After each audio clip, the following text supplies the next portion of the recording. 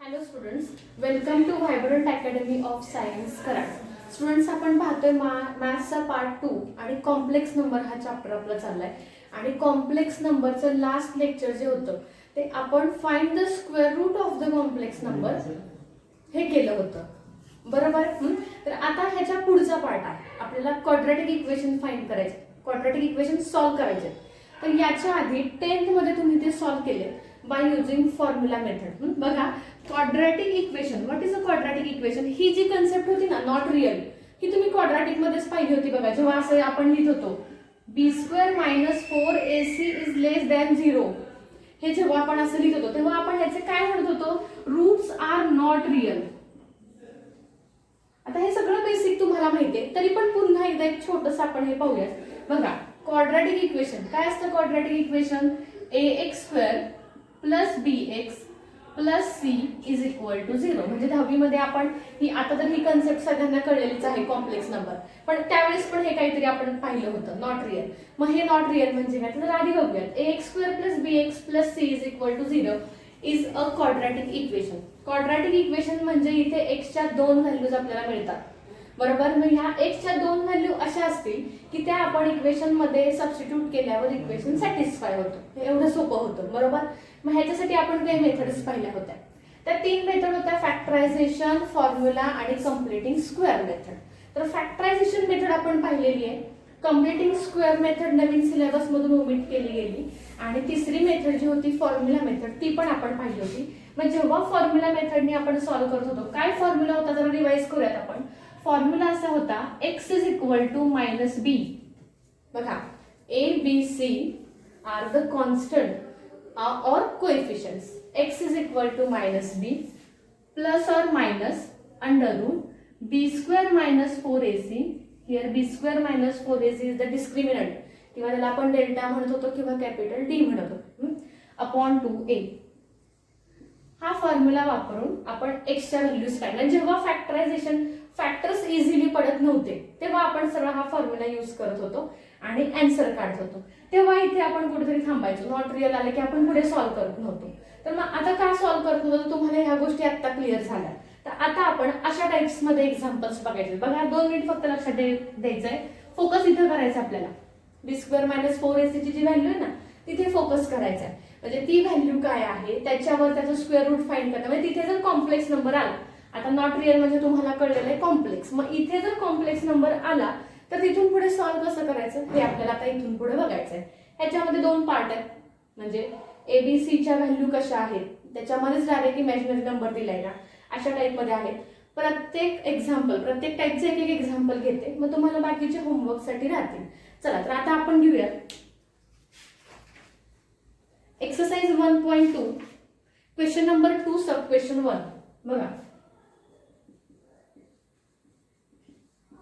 Exercise 1.2, question number 2, सब question 1. कारण जो question number 1 जो आहे तो आहे स्क्वेअर रूट फाइंड करायचा. यासाठी आपल्याला फॉर्म्युला लागेल. फॉर्म्युला बऱ्यापैकी सगळ्यांना माहिती आहे, तरी पण बोर्डवर लिहून ठेवलाय. इथे पण पुन्हा आपण एक्झाम्पल मध्ये लिहूया. बघा, क्वेश्चन असा आहे, solve the following quadratic equation.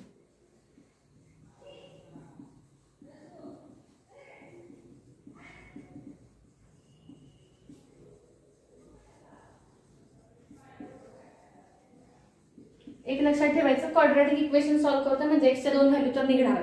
मग त्या कशाही असतील, रिअल असतील, नॉट रिअल, रिअल आणि इक्वल, रिअल अनइक्वल, आणि आता आपण पाहतोय नॉट रिअल, तशा टाइप मध्ये. बघा, solve the following quadratic equation. पहिलं आहे 8x² + 2x + 1 is equal to 0.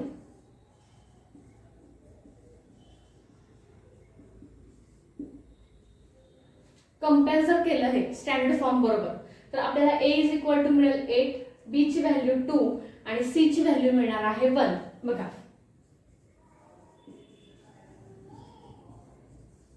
comparing with ax² + bx + c is equal to 0, we get a is equal to 8, b is equal to 2 and c is equal to 1. जे गेल्या वर्षी करत होता तेच करायचंय, वेगळं काही नाही.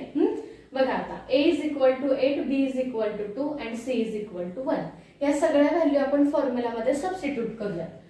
x is equal to minus B plus or minus under root B square minus 4ac upon 2 times A.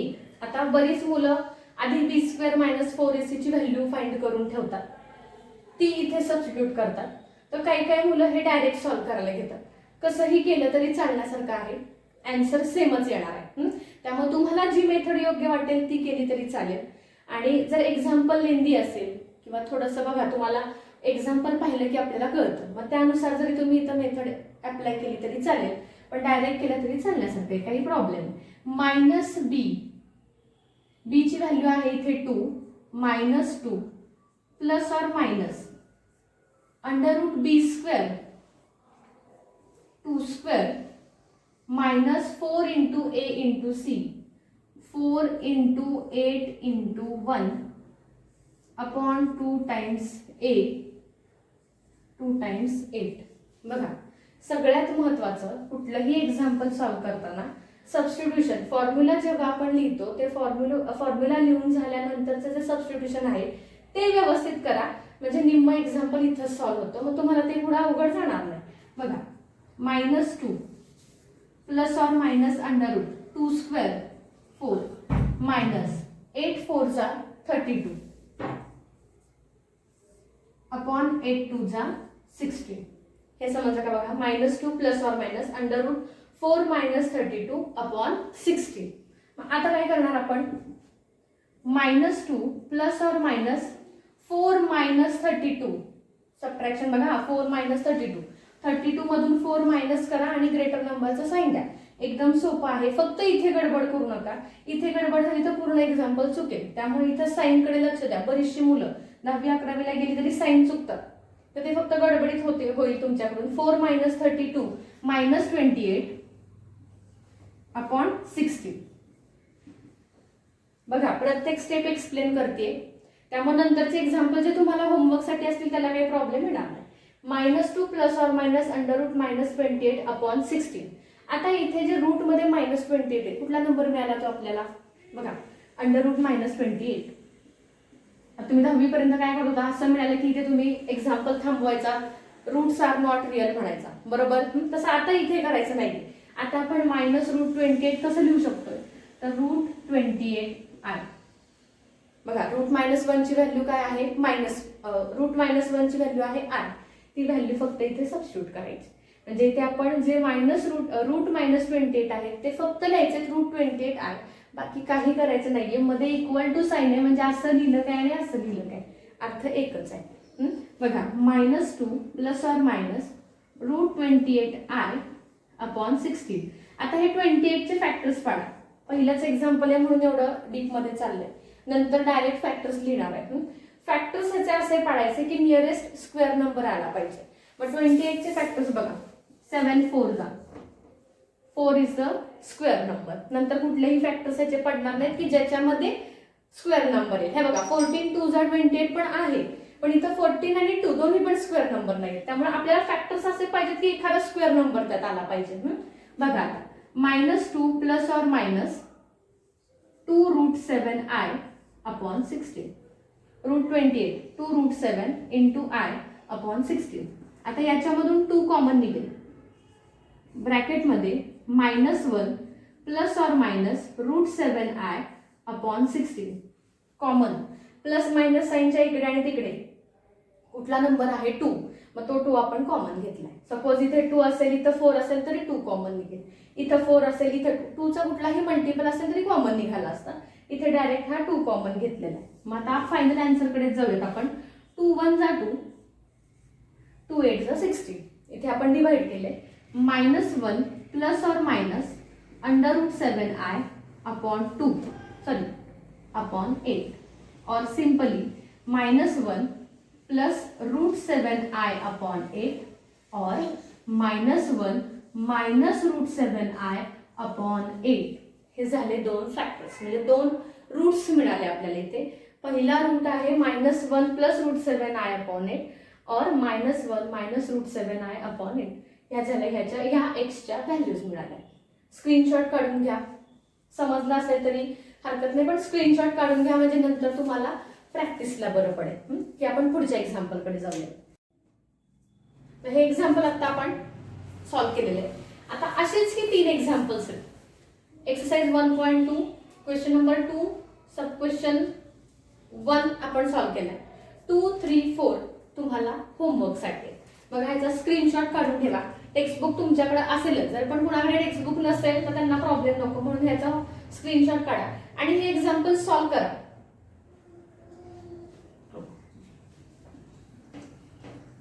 आता जरा पुढचं एक्झाम्पल घेऊया. लक्ष व्यवस्थित द्या. क्वेश्चन हाच राहणार आहे.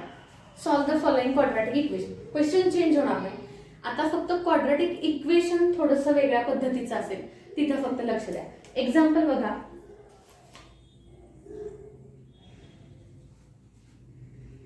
x² + 3ix. आता हा क्वेश्चन नंबर 3 असेल. हा आता क्वेश्चन नंबर 3. x² + 3ix + 10 = 0. काही चेंज नाहीये. मग काय कुठे चेंज दिसतोय तुम्हाला? तर इथे. असं कधी आतापर्यंत क्वाड्रॅटिक मध्ये आपण सॉल्व्ह केलं नव्हतं, बरोबर? तर मग इथे काही नाही, फक्त b ची व्हॅल्यू 3i घ्यायची. हे लक्षात आलं का? एवढंच. बाकी इथं काही करायचं नाहीये.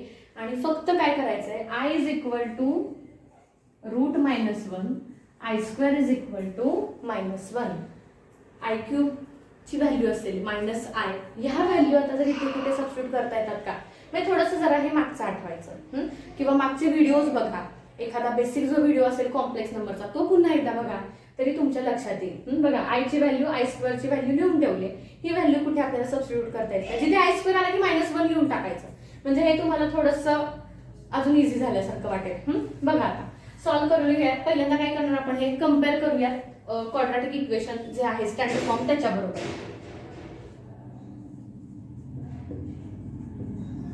हियर a = 1, a ची व्हॅल्यू आहे 1, b = 3i and c = 10. Sign check करा. प्लस मायनस हे जे काही साइन्स असतील ना, कारण स्टँडर्ड फॉर्म मध्ये सगळीकडे प्लस साइन, मग जेव्हा इथे क्वाड्रॅटिक मध्ये मायनस साइन आलं तर ते आपल्याला इथे कॅरी करावं लागतं. ही गोष्ट लक्षात ठेवा. बघा a ची व्हॅल्यू मिळाली, b ची मिळाली, c ची व्हॅल्यू मिळाली. आता काय करूया आपण, डायरेक्ट फॉर्म्युलामध्ये सबस्टिट्यूट करूया. काय फॉर्म्युला आपला? x = -b ± √b²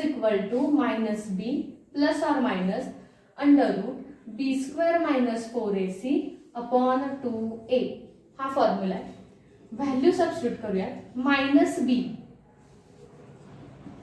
-3i ± √b², म्हणजे गुणाचा स्क्वेअर करणार आपण आता 3i चा स्क्वेअर.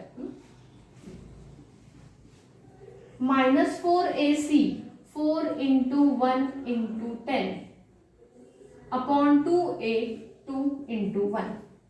बघा मग असं एक्झाम्पल मध्ये पण सांगितलेलं, फॉर्म्युला लिहिल्यानंतर कुठलंही एक्झाम्पल असू दे, आता फॉर्म्युले तर असतात प्रत्येक एक्झाम्पलला, सबस्टिट्यूशन जे पहिलं असेल ते व्यवस्थित करा, साइन चेक करा, म्हणजे एक्झाम्पल निम्म इथेच सॉल्व्ह होतं. वाटल्यास इथे ब्रॅकेट टाकूया. सॉल्व्ह करूयात. -3i ± √. आता 3i², जरा इथे रूल वापरा बेसिक, जो आपण इंडेक्स मध्ये पाहिला होता बघा, 7वी 8वीलाच बघितलेला. दोन्हीचा स्क्वेअर. 3² 9, i² -1 तिथे बाजूला लिहून ठेवलंय, म्हणजे ह्याचा आन्सर येणार -9. मायनस 10 4 जा 40/2. हे समजलं का? बघा काय केलं इथे आपण, 3i चा स्क्वेअर केलाय. 3i चा स्क्वेअर करताना आपण 3 चा पण स्क्वेअर करणार आणि i चा पण स्क्वेअर करणार. -9 -4 10 जा 40/2 1 जा 2. -3i ± √. -9 -40 -49/2. इथपर्यंत समजलं का? बघा हे सोप्या स्टेप आहेत. स्टेप कुठलीही अवघड नाहीये, त्यामुळे इतकं काही. आता काय करूया आपण, हे जे √-49 आहेत ते पुन्हा इन टर्म्स ऑफ आय लिहिता येतात का? बघा लिहिता येतात. कसे सांगा आता? बघा -3i ± √-49. √49 चा आन्सर 7 आणि √-1 चा आन्सर i, म्हणजे इथे आपल्याला मिळणार आहे +/- 7i/2. बघा ही स्टेप समजली का? -3i ± √49, त्याचा आन्सर असणार आहे 7. 7 7 चा 49 आणि √-1 त्याचा आन्सर आहे त्याचा आहे i = आता काय करूयात, एकदा प्लस आणि एकदा minus. -3i plus 7i upon 2 or -3i minus 7i upon 2. Like terms addition करा, -3i plus 7i 4i upon 2 और -10i upon 2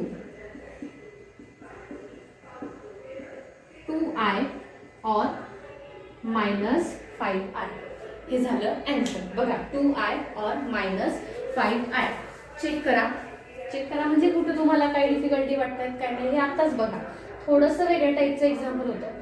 सॉल्व्ह करायची मेथड तीच, फक्त कुठे इथे आपल्याला कुठे रूल वापरता येते का, कुठे आपण हे सबस्टिट्यूट करतोय हे फक्त लक्षात यायला पाहिजे. जरा मागचे व्हिडिओ बघा, अजून व्यवस्थित लक्षात येईल. स्क्रीनशॉट काढून ठेवा याचा, म्हणजे तुम्हाला पुन्हा एकदा क्लिअर होईल. आता याचा तिसरा एक एक्झाम्पल बघूया. हे फर्स्ट सॉल्व्ह करून दिलंय, क्वेश्चन नंबर 3. सब क्वेश्चन 1 झालाय. आता 3 एक बघूया आणि जे सेकंड आणि फोर्थ आहे ते तुम्ही होमवर्क साठी ठेवा. जमतील फक्त ट्राय करा. एक्झाम्पल आहे x² plus 4ix minus 4 is equal to 0.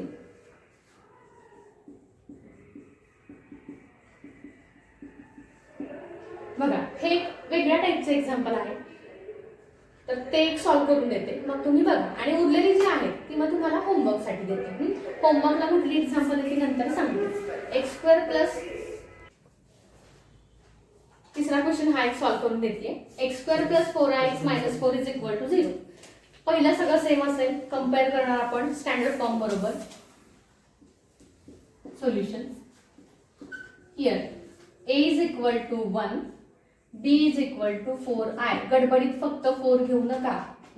b म्हणजे x चा कोएफिशियंट, इथे मग x चा कोएफिशियंट कोण आहे 4i. So b is equal to 4i and c is equal to -4. बघा हे लक्षात आलं का, c ची व्हॅल्यू आहे -4. फॉर्म्युल्यामध्ये सबस्टिट्यूट करूया. x is equal to -b plus or minus √b² minus 4ac upon 2a. Value सगळ्या सबस्टिट्यूट करूयात. -4i plus or minus √b² म्हणजे 4i² minus 4ac 4 into 1 into -4. बघा इथे c ची व्हॅल्यू मायनस आहे म्हणून इंटू -4 अपॉन 2a. म्हणून पहिल्यांदा सांगितलं होतं साइन फक्त चेक करा. -4i plus or minus √4i bracket square, 4 चा पण स्क्वेअर i चा पण स्क्वेअर 16i². i² ची व्हॅल्यू -1 सो -16. आता हे होईल मायनस मायनस प्लस 4 4 जा 16 upon 2 into 1 2 -4i plus or minus √0 b² minus 4ac ची व्हॅल्यू जर 0 असेल, आठवतंय का बघा, जर b² minus 4ac ची व्हॅल्यू जर 0 असेल तर दोन्ही रूट्स काय येतात, इक्वल येतात. असं आपण लास्ट इयर केलेलं आहे. म्हणजे त्या 3 conditions, delta is less than 0, greater than 0, equal to 0. तर आता बघूयात आपण upon 2 -4i plus or minus √0 चा आन्सर म्हणजे ही टर्मच आता येणार नाही. अपॉन 2 2 1 जा 2 2 2 जा 4 -2i. आले का इक्वल रूट. म्हणजे x च्या दोन्ही ज्या व्हॅल्यू असतील, दोन्ही म्हणजे -2i मध्ये एक ती जी व्हॅल्यू आहे तीच इथे येणार, म्हणजे हे झाले इक्वल रूट्स. हे लक्षात आलं एक्झाम्पल. हे एक एक्झाम्पल तुम्हाला सॉल्व्ह करून दिले. आता क्वेश्चन नंबर जो 3 आणि सेकंड आणि 4 आहे तो तुम्ही काय करा, होमवर्कला ठेवा. मी बोर्डवर लिहिते होमवर्क, म्हणजे जरी कुणाकडे टेक्स्ट बुक नसेल तरी काही प्रॉब्लेम येणार नाही. स्क्रीनशॉट काढून घ्या म्हणजे तुम्हाला लक्षात येईल. सगळ्या स्टेप्स चेक करा, काही प्रॉब्लेम येणार नाही. फक्त सॉल्व्ह करत राहा. जेवढी प्रॅक्टिस कराल तेवढा कॉन्फिडन्स पण येईल. एक्झाम्पल बघा होमवर्क साठी.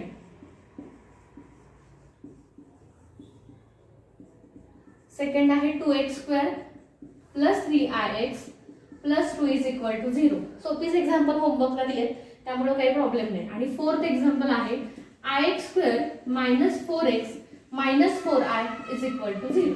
हे पण थोडंसं वेगळ्या टाईपचं आहे, पण ट्राय करा, इझिली जमेल तुम्हाला. तर आताच्या लेक्चरमध्ये आपण क्वाड्रॅटिक इक्वेशन 2 टाईपचे जे बघितलेली आहेत त्याचा होमवर्क दिलाय. एक एक एक्झाम्पल सॉल्व्ह केले. या टाईपची 2 सॉल्व्ह करून दाखवले, फक्त 2 होमवर्कसाठी ठेवले. तर तेवढी ट्राय करा म्हणजे तुम्हाला जमतील. पुढच्या लेक्चरमध्ये क्वेश्चन हाच राहणार आहे, पण थोडेसे ज्या एबीसीच्या व्हॅल्यू आहेत त्या व्हॅल्यू चेंज होतील. मग ते आपण पुढच्या लेक्चरमध्ये बघूया. आता इथेच थांबूया. तोपर्यंत तुम्ही जर तुमचे मित्र मैत्रिणी त्यांना सांगा, चॅनलला लाईक आणि सबस्क्राईब करायला विसरू नका. थँक्यू.